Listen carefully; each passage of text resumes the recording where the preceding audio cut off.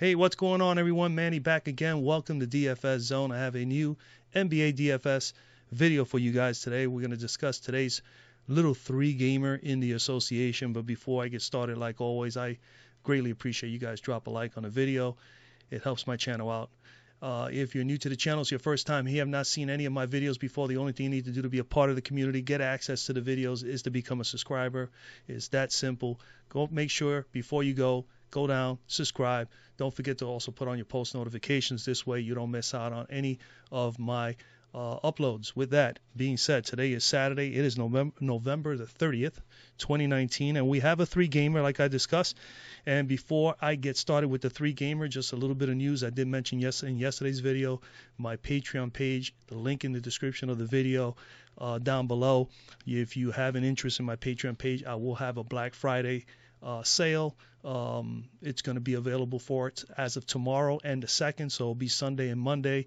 Anybody that is interested can come in and get a discount for my tiers. I do have a player pool cash and value line tier, as well as a player pool tier separately. I do have all access for both. For $25, I'm going to make that only $20 over the course of the next 2 days.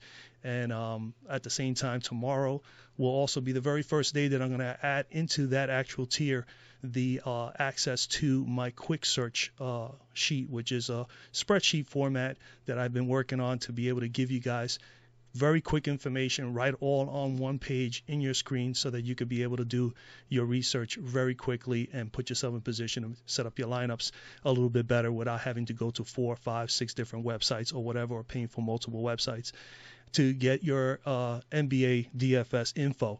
So if you are interested in that, that will be in the link in the description down below. And the reason I'm doing the Black Friday, Sunday, Monday is because Patreon charges people at the beginning of the month. So starting November 1st, they bill you again. So we don't want somebody to go in there today or even yesterday, or before the 1st, and put themselves in a position that they get charged today, because they'll charge you right up front and then they'll charge you again on the 1st. So this way you're going to get billed twice, and you're basically only 1 day away. So if you have interest in that information from me and helping me out on my Patreon page, make sure you do that tomorrow. And I'm probably going to do a quick video tomorrow as well for tomorrow's slate, and just basically try to remind you guys again that information is going to be available. Now, that quick search form spreadsheet will be also available as just one tier. So but what I'm trying to promote is trying to get all 3 tiers in there, being able for you to have all access to everything that I have available to you for regular price of $25 a month. It will be available to you guys for $20. Okay, and there'll be some sales on the other tiers as well. So check it out tomorrow, the 1st. Okay, let's get right to it. Also on this channel, every Monday, I do a giveaway. So if you are new to the channel, I do give a giveaway for the player pool. And what I'm going to do is I'm going to give you guys the option, either the player pool or that quick search sheet. So you'll have either or to make a decision on, starting actually on Monday when I draw my next winner for the week. They will have that option. If they want the player pool, they'll continue to get the player pool. If they want to get the quick search form sheet from me, they can get that as well. So one or the other. And the only thing you need to do to be a part of that is just drop a like on the video. Make sure you comment down below regarding the slate, anything you want to discuss regarding the slate. And of course, you have to be a subscriber to the channel, which I will check. And as long as you do that and you check out on all 3, you will be in the running for that weekly giveaway. All right, let's get to it, man. So today, a very small slate. We got 5 out of the 6 teams all played last night, so they are in a lot of teams are in back-to-backs. The one team who didn't play last night and is well rested is the Houston Rockets. We're going to look at first real quickly. There are some injury news that you got to definitely consider. Clint Capella is doubtful for today, so that's going to open up the doors for Macklemore, Gary Clark, who got a lot of minutes the last time out. Of course, there's a bump in Harden going almost to 47-48% when there is no Capella on the floor. And, of course, there will be a bump of almost 39%, up to 39% for Russell Westbrook. So those guys are definitely in play. I'm definitely going to have on a small slate like this. Remember, small slates, real quick tip again, like always, try to stick to just playing tournaments. It's not a cash day. It's just a tournament day. So make sure that you are involved. Now, 2 things also.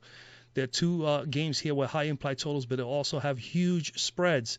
The Atlanta-Houston game, they got Houston favored by 12, 13 points, and the Milwaukee-Charlotte game in Milwaukee, Milwaukee's favored by 12, 13 points. So if you want to target a particular game, maybe the best advice I can give you is target the Indiana-Philadelphia game, which is a little more competitive and more than likely will last the distance and have those key offensive players on the floor at crunch time. But again, this is NBA. Anything can happen. Any given day, a team like Charlotte, who has good three-point shooters, Milwaukee being a very poor defending three-point shooting team, I think they give like 38% of their time.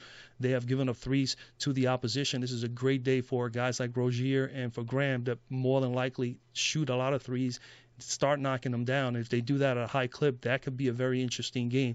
But that's going to need to happen for Charlotte if they're going to stay in the game. And the same thing could be said for Atlanta. You know, they definitely need to hit their shots. Trae Young is going to have a big game. Jabari Parker is going to have a big game for those players to be there at the very end and to make these games competitive. So keep that in mind.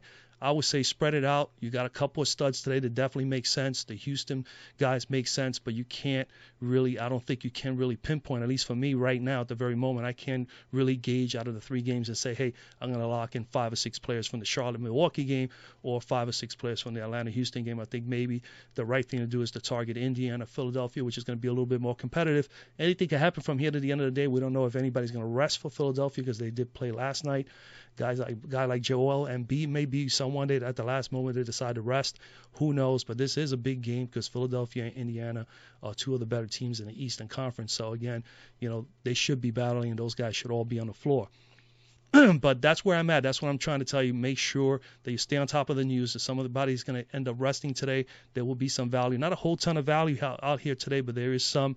And again, obviously the biggest one is with Houston right now with Daniel House and Capella more than likely both out. All right, so that's where we're pretty much at as far as injuries. Al Horford should be back again for Philadelphia today. That also leads me to believe that maybe somebody might get rest for Philadelphia today. Maybe, but again, the game is a competitive game. I can see Philadelphia saying, hey, you know what, guys, we're going to have the next 2 or 3 days off. Let's gut it out, and maybe everybody will play. Other than Josh Richardson is the only one that might not play. And if he's not in play, obviously the same guys from yesterday, Korkmaz and Thibault will be available. Let's go over to point guard, get things started here. So at point guard today, I do like Trae Young. He's going to, he played 5 quarters last night, played a lot of minutes. He's going to have, but he's young. He's only a second year in the league. I don't see this being a fatigue factor for Trae Young. He's going to have to go out there and ball today. He's going up against Houston. They're very vulnerable in giving up threes and so on and so forth. This is a great spot for him to do well. Granted, he is almost close to what he is averaging. So at 9,800, you need pretty much 44. And as you can see, he's averaging 45. But he does have 60-point upside. So you hope for him to have one of those big games. I do like him here. I am torn a little bit with Westbrook as well because I think Westbrook is definitely in a good situation as well because we know Trae is not the greatest defender and a lot of fantasy points have been given up by Atlanta as well. So I'm okay with either one of these two guys here at point guard today. I think you definitely need to have or you need to target either one of the two. That's for certain. For me right now, they're both in my player pool. I'm going to narrow it down and make more decisions later on as the day progresses and see if any value opens up. But right now, I'm going to just pencil in here for the sake of the video here.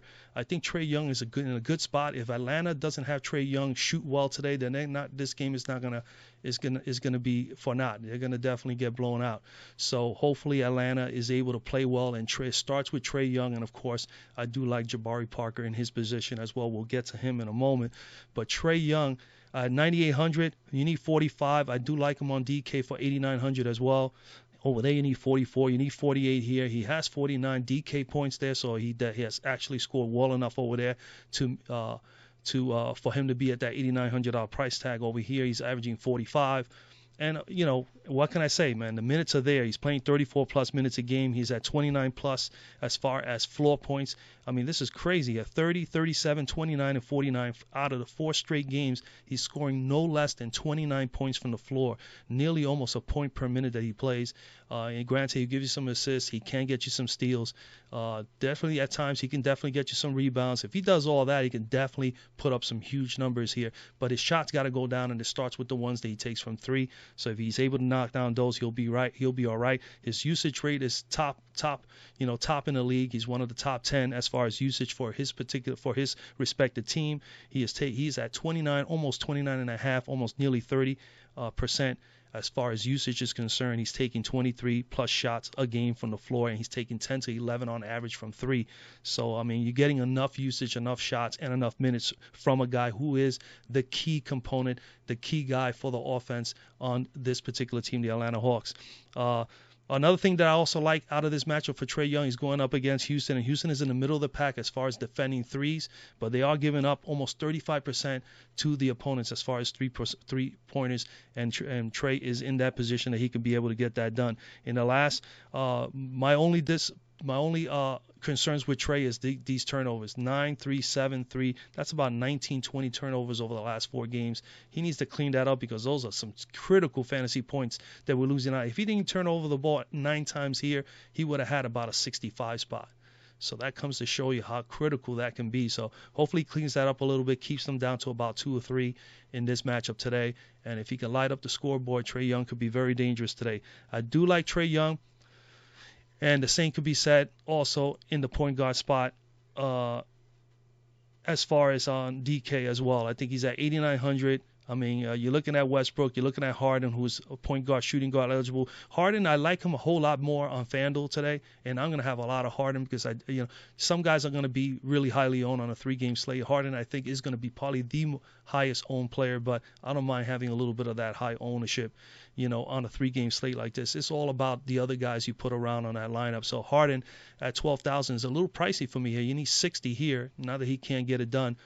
Westbrook at 9,300 is appealing. Trae Young, of course, at 8,900 will take him. We go over to shooting guard, and as before I go, other point guards that I may, there's some guys you could point out here. Bledsoe at 7,600 and Terry Rozier at 6,900. His price tag is down. Terry Rozier going up against Milwaukee, like I just said at the beginning of the video. If Terry Rozier and Devonte Graham, I really like both of those guys today because I'm a GPP player. I'm a tournament player. I want to have these guys with upside. These guys have upside. Another thing that they have is they're pretty good three-point shooters when they're knocking them down. Terry Rozier is taking 9 to 10 threes per game on average, and he's shooting 39%. So he's shooting very, very well there. That is something that is appealing to me as a tournament player going up against Milwaukee, who is one of the worst defending three-point shooting, defending the three-pointer in the league. Teams are converting on about almost 38%, pretty much 38.5%. They have been converting on them. Opponents have been converting on them on threes. And Terry Rozier definitely stands out as one of those sneaky plays. If he can get those shots to go down, as him and Graham could definitely hit the threes and be consistent and really get off early on and shoot with confidence, it's going to open up the doors for them to keep this game fairly close. And that will be appealing for those who are interested in Giannis or maybe even Middleton or Bledsoe. But Terry Rozier, I plan to have exposure to him. I really do. I think him more so than Bledsoe, just simply because of the matchup, just simply because of how Milwaukee defends threes, and just simply because of the amount of shots he takes. His usage is 21% compared to Bledsoe's 23%.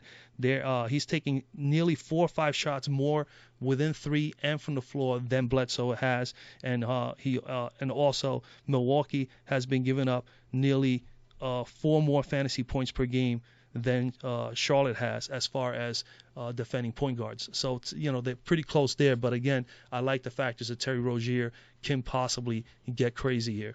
So Terry Rozier, Bledsoe, Rozier, I can go either or. Come down and save. If you were looking for value, George Hill definitely stands out. Austin Rivers gets tons of minutes. He doesn't have any upside, so obviously George Hill is better. If he can get 20, George Hill averages 20 to 25 minutes a game, and he can get you nearly a point per minute, and sometimes he can get you as high as 30. So George Hill is appealing to me as a low price player here.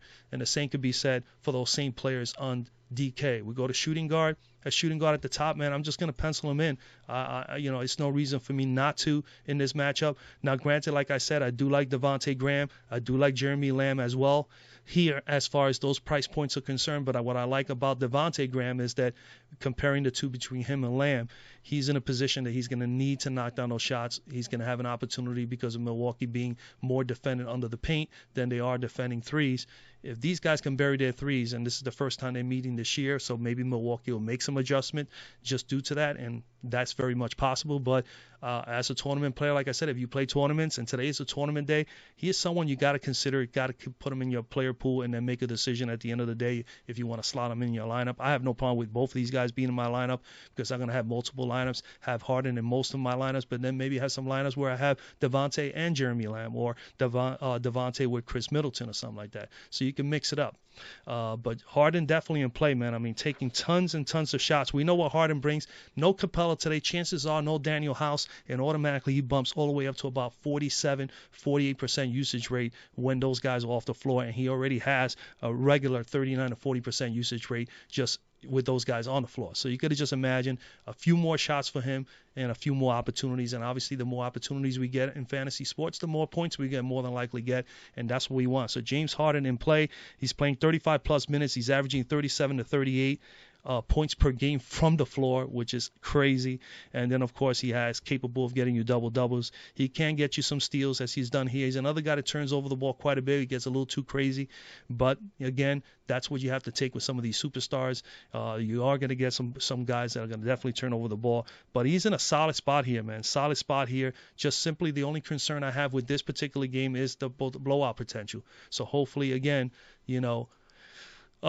Atlanta can knock down some shots and keep this game close. I think that in this matchup, you got to have a little bit of Trey. You got to have a little bit of Harden. You can go Westbrook, no doubt about it. But I don't prefer to have Harden and Westbrook. I'd rather have one or the other. And I think Harden is the more solid play here today, has the better upside, and could possibly smash due to his matchup of who is going to be defending him. He's shooting 43% from the floor, 34% from three, taking 23 shots from the floor and 14 of 15 on average from three. So, I mean, again, awesome. Atlanta, 18th in defending shooting guards. They have given up 28.7 fantasy points per game. They haven't faced anyone like Harden, in a very long time. The last guy they faced that was a top-tier shooting guard was Devin Booker on November the 14th. He put up only 36. That was 9 games ago. So it's been a while for Atlanta since they have faced somebody that is going to be this, or is going to be getting this amount of usage, the amount of minutes on the floor, and is going to take tons of shots. But like I said, as far as shooting guard over here, on DK, granted, Ben McLemore is on here. Ben McLemore is going to be somebody that's going to more than likely slot in and play at the small forward spot for Houston with Harden and Westbrook on the floor for Daniel House. For Daniel House, who's not going to be playing. Let's see where he is at. McLemore. So McLemore, just to save a little bit here on DK, I would go with McLemore. I mean, he's expected, I would say he's going to minimum play 25 minutes. And if he shoots fairly well, the times that he has shot fairly well, shot like 40% from the floor or so, he has actually been on the floor a little bit longer, 29, 30 minutes. So I say 25 minutes for him today. If he gets a point per minute at 3,500 on DK, that's just, that's a steal, if anything. So he has definitely got somebody that's going to be one of the top value plays today, especially if Danny House is really out. But other than that, I mean, the other guys that I am considering are the guys that I mentioned, Devonte Graham and Jeremy Lamb. And when I just go over both of those guys real quickly, 7,370 respectively, 65 and 61 on DK. Obviously, the better price guy on DK is Lamb, $400 cheaper at 6,100. But when you look at their numbers, the matchup looks better for Lamb simply because he's playing in a competitive game. And if Richardson is out, it definitely is a bonus for him. So I like that. His usage rate is 22%, so he is getting quite a bit of opportunities, 15 to 16 shots a game, and he's taking on average 5 threes a game.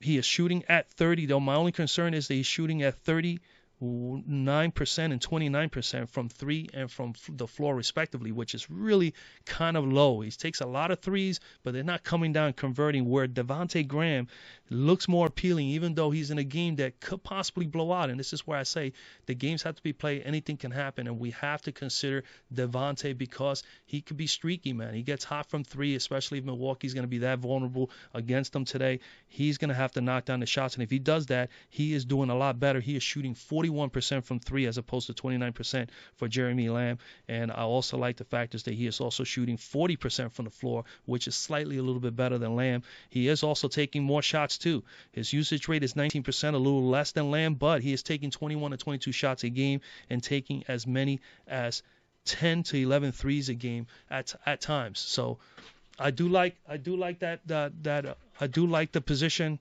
that he is in. So Jeremy Lamb and Devonte Graham could be possible plays. Again, I prefer Devonte Graham. We go over to small forward.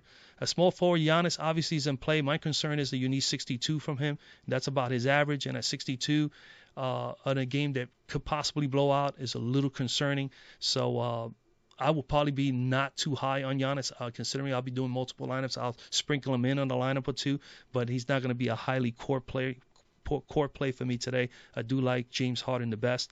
But you could vouch for Tobias Harris. He did play last night against the Knicks. I mean, my thing here is when I look at the numbers here, because there's not a whole lot to choose here at small forward today. So I'm kind of leaning towards these 3 guys here, Warren, Bridges, and Hunter. Still undecided on which guy is going to be my core guy or who's going to be my second core guy if I'm going to go that route. I do believe I'll probably play both 2 guys out of the 3. I think I'm not going to be on Harris at all. At 7,000, I just look at you need 35 from him, and he's averaging 35. These guys are at 26, but they have upside. They can get you 35 to 40 at that price tag, and that's what is more appealing to me as a tournament player. So Warren and Bridges will probably be the 2 guys that I'm going to go to the most, with a little sprinkle of DeAndre Hunter. The only thing with DeAndre Hunter is that he just got a terrible floor. I mean, he just finished playing 40 minutes just last night, and he only put up 8 fantasy points with 5 turnovers. Granted, it could get back game for him to get back right today, so he can definitely get back to it today and turn things around. So you got to have to keep that into consideration. But when I'm looking at Bridges and Warren, I mean, Warren is pretty much scoring dependent. He doesn't do a whole lot of other things. Bridges is a little bit more better across the floor as far as numbers are concerned. If you look at Bridges, he at least gives you 5 or 6 rebounds a game, gives you at least 2 assists. He's not going to do a whole lot of that, but he has upside. He put 35 up last night. He's been able to get up to 47, so he has a little bit of upside, could get you in the 40s, where Warren can get you close to 40, and he can get you a 40 as well, even close to 50. Okay, but his thing is that if he's not scoring, he's not going to do a whole lot of anything else. All right, he had the last 2 games, surprisingly, he's gotten 4 steals in the last 2 games against Utah and Atlanta. So again, I would say either or, man. I mean, you could put either or of these guys in there. I think you'll be all right. I think if Charlotte wants to play well tonight, they're going to need Miles Bridges to come through, get some rebounding, get some scoring as well. And I think if Indiana is going to stay in the game against Indy, they're going to need the scoring from T.J. Warren. So you could go either or. When it comes to those 2 guys, T.J. Warren, 26-plus minutes in 5 out of the last 6 games is appealing. He does have that 40-point upside, like I mentioned. He has played 28-plus in the last 6. He is shooting 49%, and again, like I said, he's pretty much shooting the penny. He shoots more than he does anything else. He doesn't do a whole lot of rebounding and assisting. His usage rate is 22%, which I like. It's a little bit higher than Miles Bridges. His usage rate is at about 17%, but 13 of 14 over the last 3 games. At that 22% usage rate for T.J. Warren, he's taking 13 or 14 shots from the floor, 4 or 5 threes. And Philadelphia's coming in here. They are the 18th in defending small forwards, allowing 31.5 fantasy points per game. Miles Bridges going up against Milwaukee. Milwaukee's giving up 26.4, so a little bit better defense there.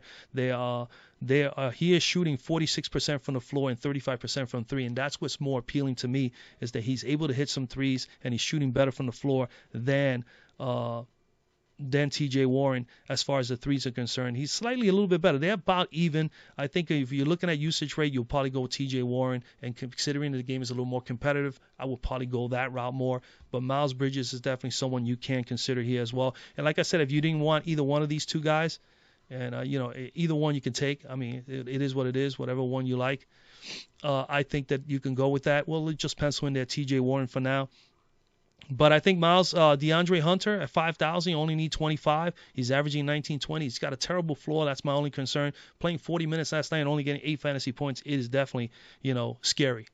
17% usage rate. He is taking 11 to 12 shots a game, taking about 5 to 6 3 on average. But his shooting is definitely a little bit more poor from the floor than the other two guys. Only 39% from the floor. He is shooting pretty good from 3 at 37%, which is actually higher than TJ Warren's and Miles Bridges. So again, it's a try. I think those are the three. I think I'm going to try to build these lineups and try to squeeze in one of these guys in each one of these positions throughout, in these slots throughout the game, throughout all my lineups, and maybe to use 2 out of the 3 on most of my lineups.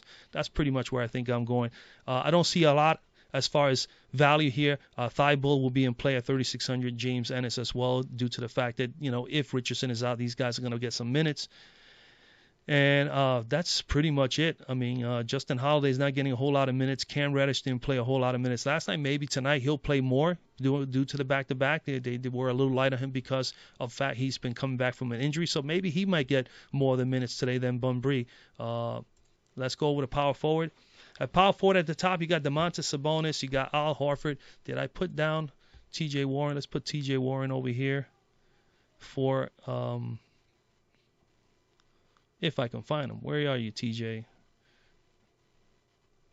TJ Warren at 4,800 on DK. Yeah, it's not a bad price for you guys there. He's priced $900 cheaper on DK. At power forward, I do like Jabari Parker. Like I said earlier, I like Trae Young, Jabari Parker. You gotta just, if you're gonna pair up a team, you're gonna have to pair up these guys. They're in a position where they need to score. They're in a position that they need to be the key offensive weapons for their team. So Jabari Parker didn't have a good game last night. Shot poorly. Was 1 of 8 from the floor. This is a get right game for him, man. He needs to get back on it. And the beauty of it, just like DFS, you get right back to the grind the very next day. So Parker is going to have that opportunity today. You could vouch for Domantas Sabonis. I just a little concerned that game. If Embiid does play, Horford should be back. It's going to be some good front court. I think that they'll have an advantage over Sabonis and Turner as far as physicality. Sabonis can definitely match up with almost anybody, but this is definitely a tough matchup for the Indiana Pacers up front if both Embiid and Horford do play. So I rather fade him, go over a little bit to Parker, and play maybe somebody down here. Ilyasova would be someone interesting if the game gets a little blown out. P.J. Washington could possibly be an option here as well. But Jabari Parker is the guy that I'm going with here at power forward. Over 31-plus minutes a game. He had a poor shooting night, as you can see here last night. He's 6,700 on DK. Pretty much only need 33 over here. He needs about 36, 37. And he'll be good enough. He has the potential to do that. He plays more than enough minutes. He definitely takes more than enough shots. Should be able to handle this matchup here up front against Houston. With Houston having pretty much nobody up front.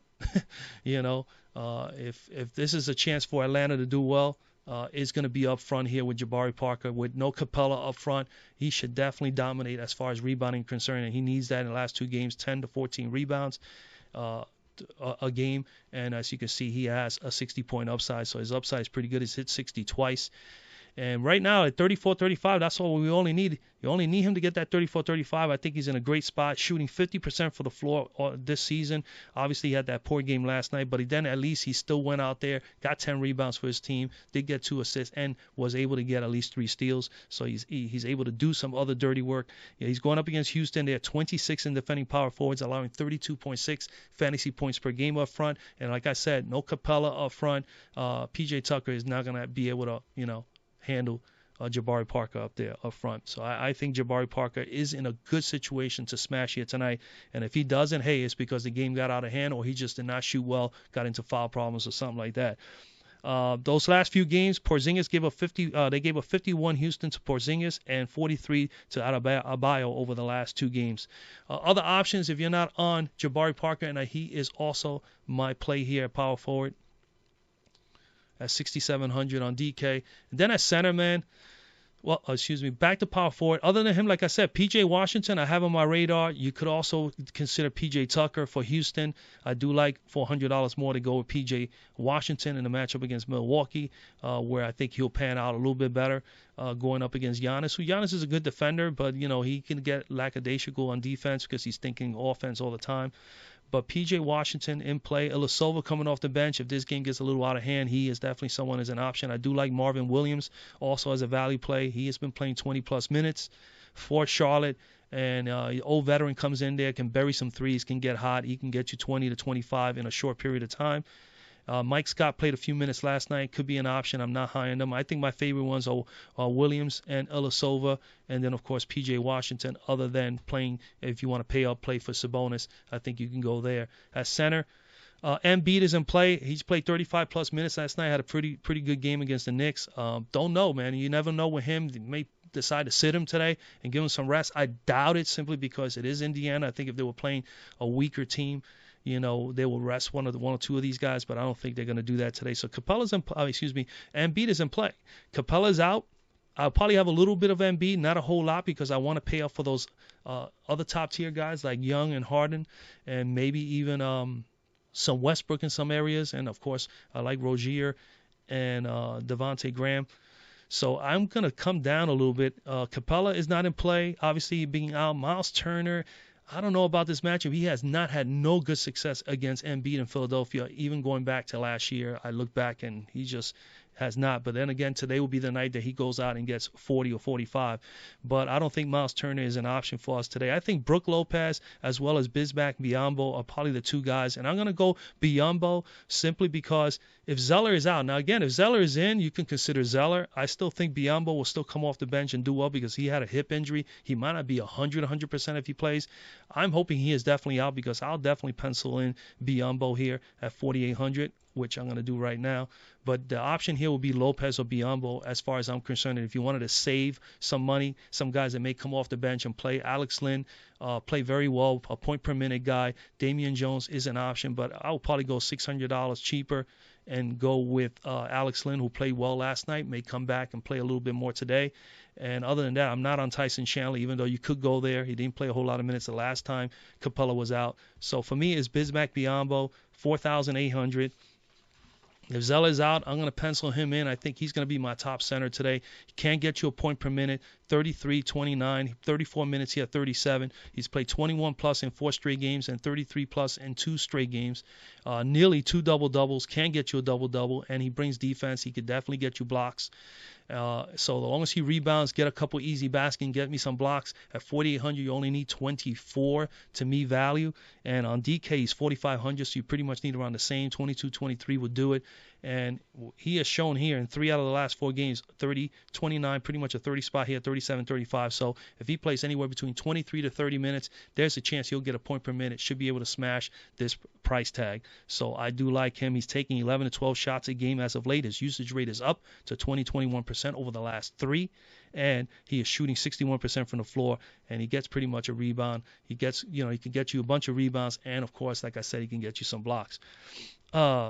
The only bad thing about this whole situation is not the greatest matchup. Brook Lopez and Milwaukee have been better at center this year.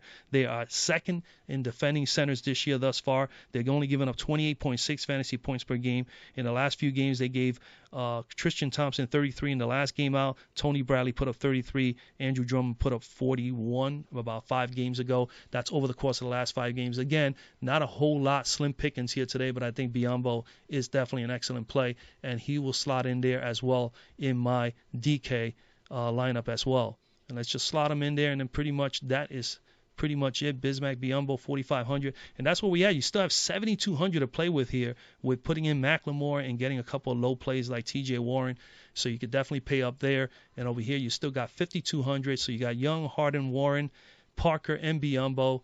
And pretty much almost the same over here. Young, McLemore, Warren, Parker, Biyombo. And that's pretty much it, ladies and gentlemen. Again, remember, if you want to be in the giveaway, the only thing you have to do is like the video, comment down below, make sure you subscribe to the channel. If you are interested in my Patreon page, the link is in the description of the video. Remember, I have a new sheet that I'm adding to the actual All Access Pass on Patreon. That will be available as of tomorrow. Black Friday sale is going to be only $20 as opposed to $25 a month. It's going to be $20 a month. So come on down, check it out, become a part of the Patreon team there, and help me out there as well. And again, wish you a lot of luck tonight, man. The grind is real. The grind continues again. And I should be back tomorrow with another small video just to be able to let you guys know about Patreon one more time because it begins tomorrow. So, again, don't go into Patreon today. Make sure you do it tomorrow if you are interested, all right? Other than that, man, I wish you guys a lot of luck, and I'll see you guys tomorrow.